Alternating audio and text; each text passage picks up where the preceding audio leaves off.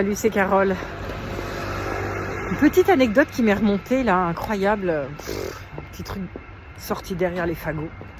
Quand j'étais étudiante en chant, il y a de ça plein d'années, j'avais pris des cours dans un grand conservatoire parisien de renom parce qu'il me fallait absolument un diplôme reconnu, officiel d'une institution digne de ce nom.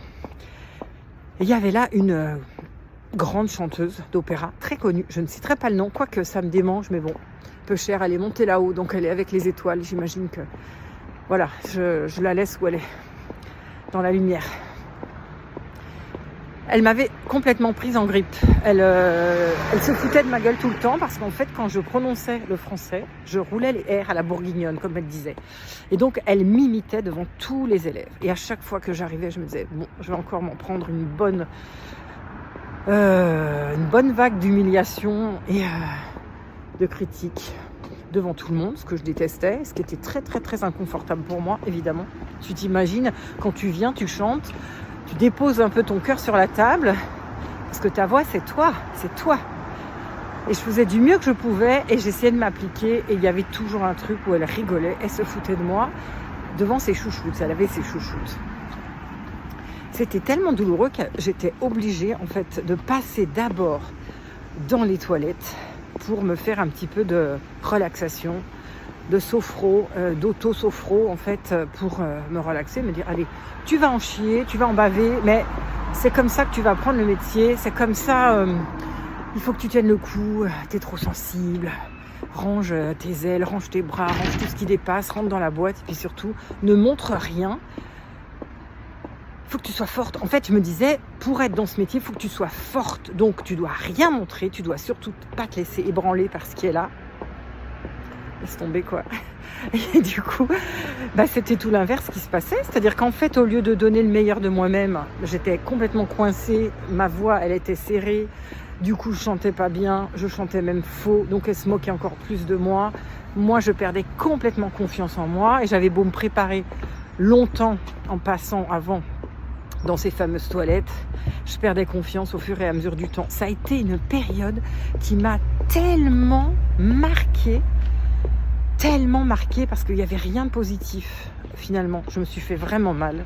C'était vraiment de la maltraitance psychologique. Et j'ai essayé de tenir en me disant c'est moi qui ai un problème en fait, je suis trop sensible, il faut pas que je sois... Mais quand j'y repense, je me dis mais c'est encore une fois la honte est du mauvais camp. Parce que cette personne, elle prenait un malin plaisir en fait à faire ça devant les autres, à se rendre intéressante, à faire rigoler. Elle prenait tous les autres à partie qui bronchaient pas parce que tout le monde la craignait. C'était une grande dame. Elle n'avait que de grande que sa grande gueule. Mais bon, ça... Et moi, ça m'a vraiment pulvérisé dans mon élan. Mais j'ai pas lâché. J'ai quand même continué. J'ai toujours tellement eu envie de chanter que c'était quand même tellement présent. Malgré tout, j'ai continué. Mais j'ai laissé des plumes.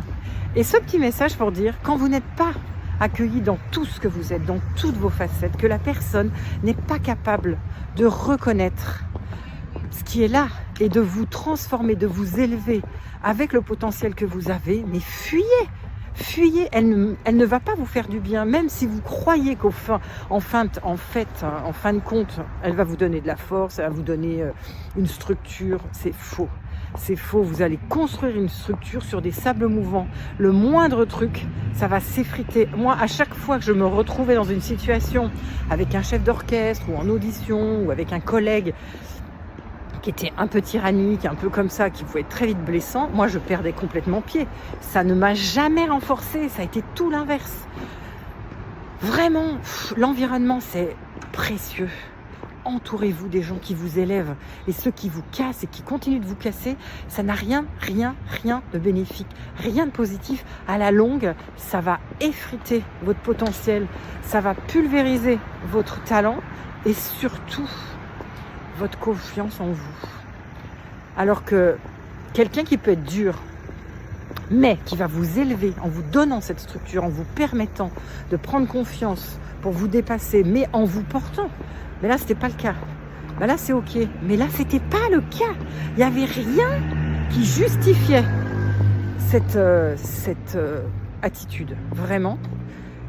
Et en plus, en fin de compte, à la fin, ça a été une cata que j'ai portée longtemps. Et donc, je vous la partage parce que si, quoi que vous soyez, artiste ou peu importe le talent ou le potentiel que vous avez, ne vous laissez jamais piétiner par quiconque parce que c'est pas ok. C'est pas du tout ok.